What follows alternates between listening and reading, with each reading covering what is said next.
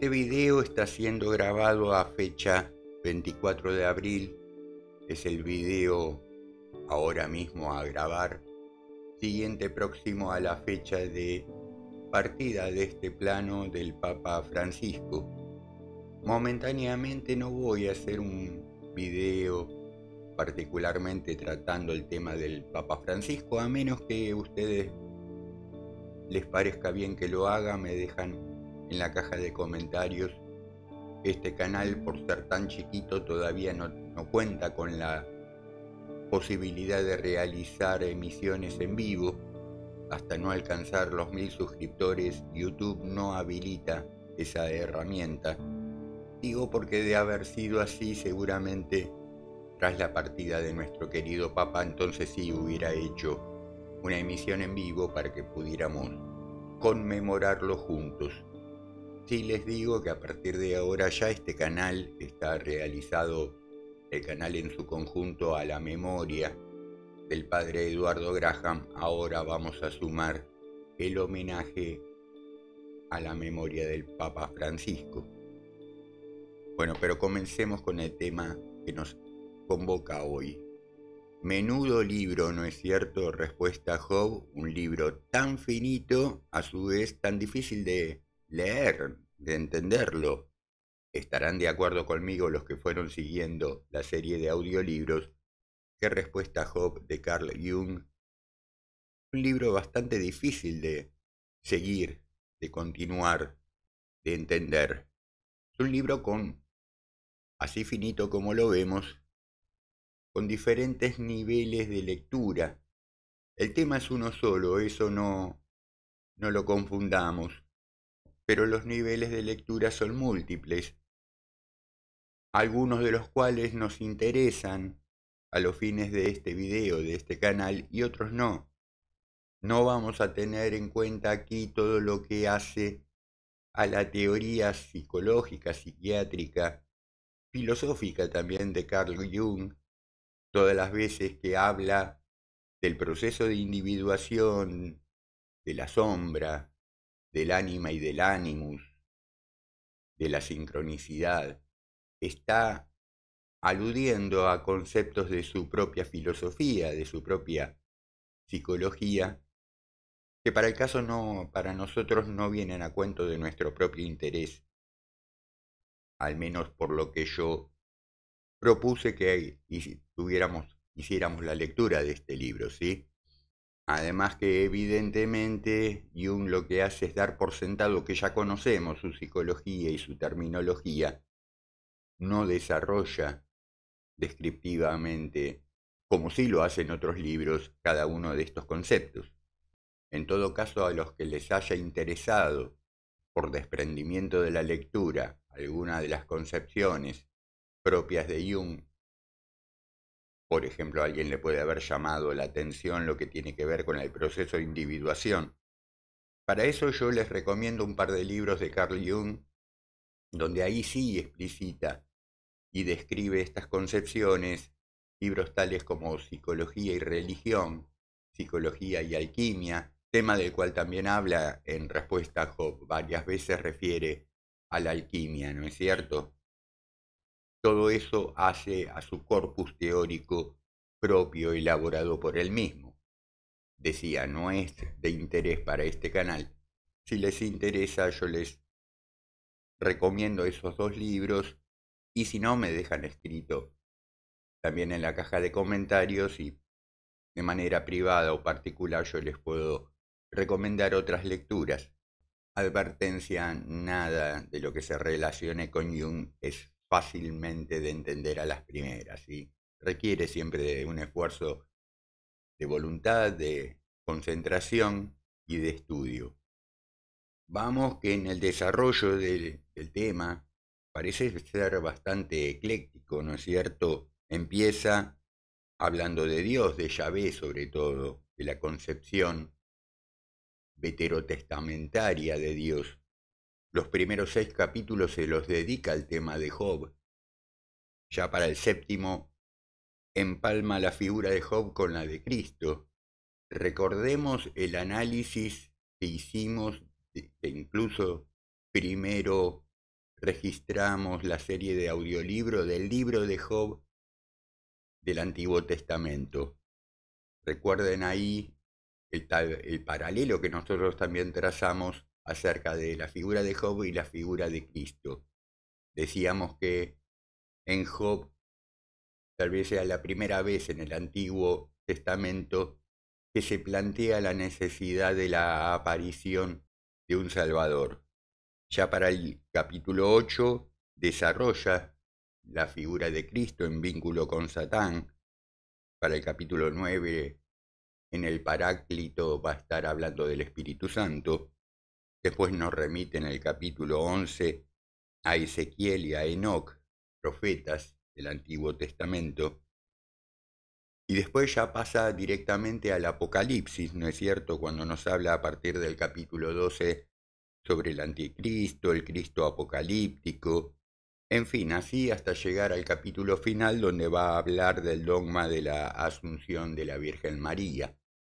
A mí me da la sensación de que Jung debe haber escrito este libro, posiblemente me equivoque, pero tengo la impresión de que Jung escribió este libro de atrás para adelante, que su primera motivación posiblemente haya sido escribir el último capítulo acerca de la Asunción de la Virgen María, y planteado el problema de ese capítulo, lo que luego hizo fue hacer un relevamiento histórico de ese problema.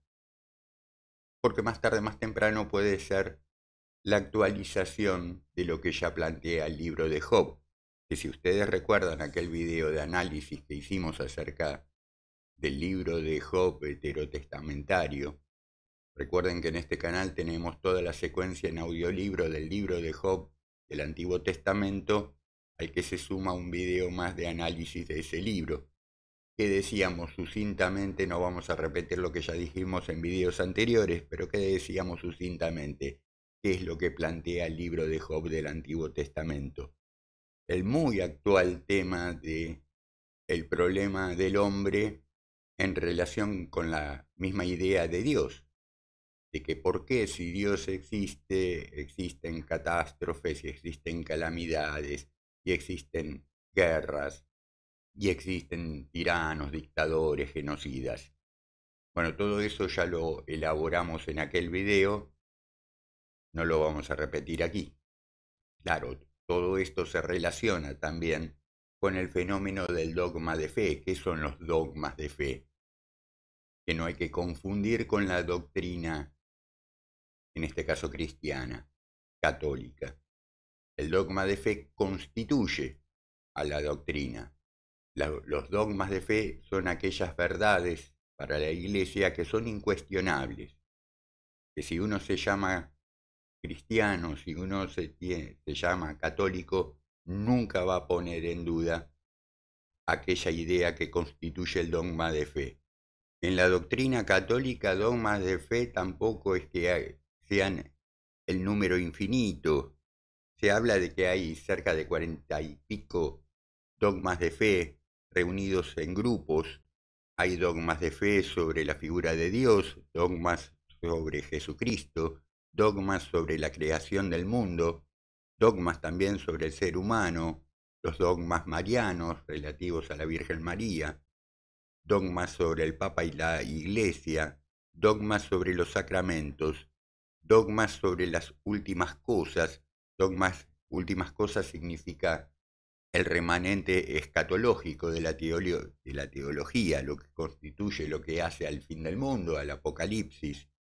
En el curso de este canal, y vamos a ir analizando uno por uno de todos estos dogmas, una oración corta que resume lo esencial de estos dogmas es el credo, ¿no es cierto? Cuando rezamos, creo en Dios Padre Todopoderoso, Creador del cielo y de la tierra, creo en Jesucristo su único Hijo, nuestro Señor. Fue concebido por obra y gracia del Espíritu Santo y nació de María la Virgen. Padeció bajo el poder de Poncio Pilato. Fue crucificado, muerto y sepultado. Descendió a los infiernos. Al tercer día resucitó de entre los muertos. subió a los cielos y está sentado a la derecha de Dios Padre Todopoderoso. Desde allí ha de venir a juzgar a vivos y muertos. Creo en el Espíritu Santo, la Santa Iglesia Católica, la comunión de los santos, el perdón de los pecados, la resurrección de la carne y la vida eterna. Amén. Bueno, en esta oración se enuncian resumidamente lo esencial del conjunto de dogmas que hacen a la doctrina católica. Son artículos de fe, son verdades incuestionables para el verdadero creyente.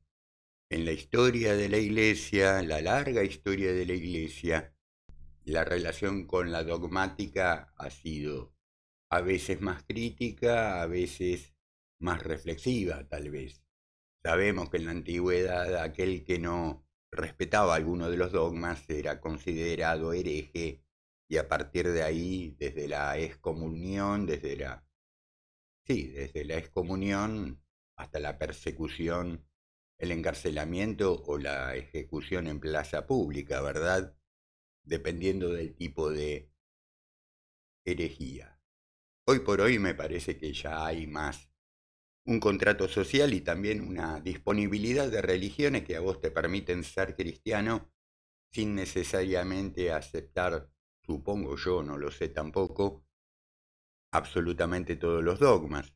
Quiero decir, yo no sé si coincide la dogmática del evangelismo, del protestantismo, de la ortodoxia, de los mormones, de todos aquellos que se dicen cristianos en relación con el catolicismo.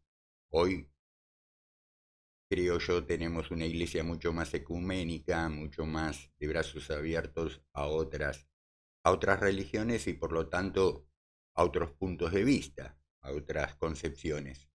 En la Iglesia Católica, por decir algo, de pronto, sabemos que la concepción de la Santísima Trinidad es un dogma de fe. No podés ser católico y no creer en la Santísima Trinidad. Hay otros credos cristianos, otras iglesias, otras religiones cristianas que descreen de la Santísima Trinidad. Para ser católico hay que creer en la Santísima Trinidad. Luego entiendo que la manera de interpretar esa Santísima Trinidad, la manera de describirla, hay diferentes autores con libertad, digamos, de manifestar, de expresar su propia teoría acerca de la Santísima Trinidad. Todo lo que hace a la creencia constituye dogma de fe, no, tampoco. El Santo Sudario de Turín no constituye un dogma de fe. Podés creer en él, no podés creer en él.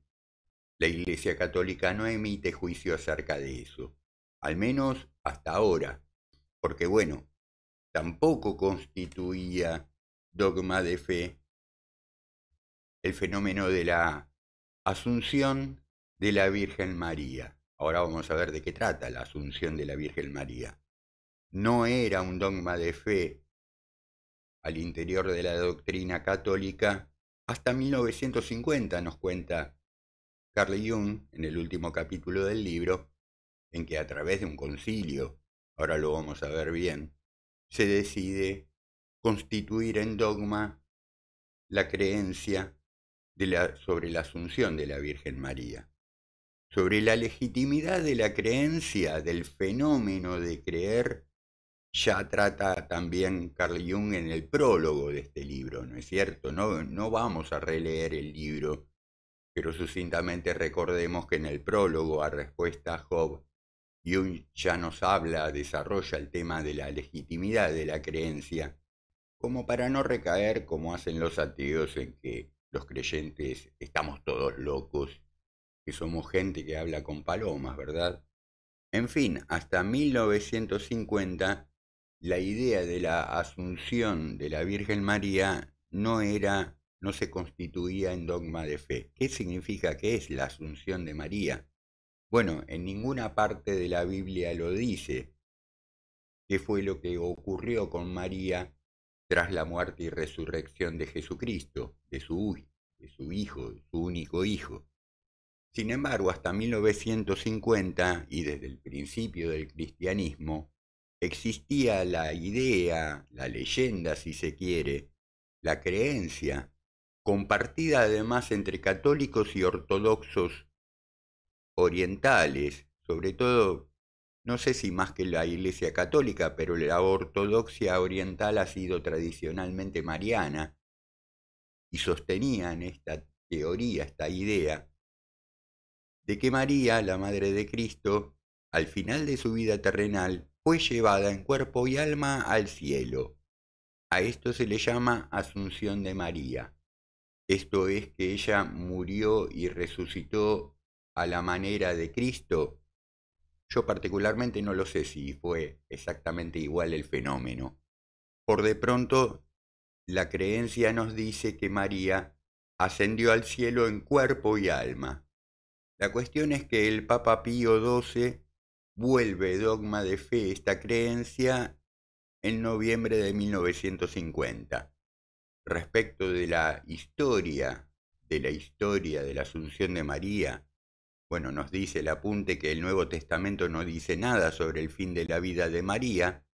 A finales del siglo IV, un tal Epifanio de Salamina, un obispo, escritor bizantino considerado padre de la Iglesia, defensor de la ortodoxia cristiana, escribió que no podía encontrar ninguna tradición autorizada sobre cómo terminó la vida de María. Sin embargo, aunque Epifanio no podía decidir sobre si María había muerto o permanecido inmortal, sus reflexiones indecisas sugieren que ya había surgido alguna diferencia de opinión sobre el asunto en su tiempo, y llegó a identificar este Epifanio de Salamina tres creencias sobre el final de la vida de María: que tuvo una muerte normal y pacífica, que murió como mártir o que ella no murió.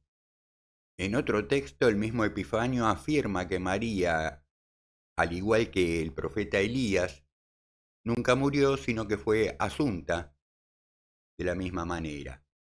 Bueno, vamos a encontrar antecedentes de la creencia acerca de la Asunción de María desde, ya les digo, los inicios del cristianismo. Se empiezan a celebrar fiestas hacia el año 600 después de Cristo.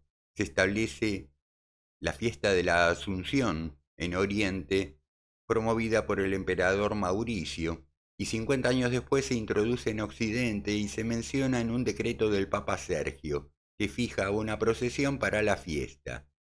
En fin, no lo quiero hacer demasiado largo, pero ha habido referencias litúrgicas, literarias, se empiezan a reconocer cultos a la Virgen, por ejemplo, oficialmente en el Concilio de Éfeso en el año 431.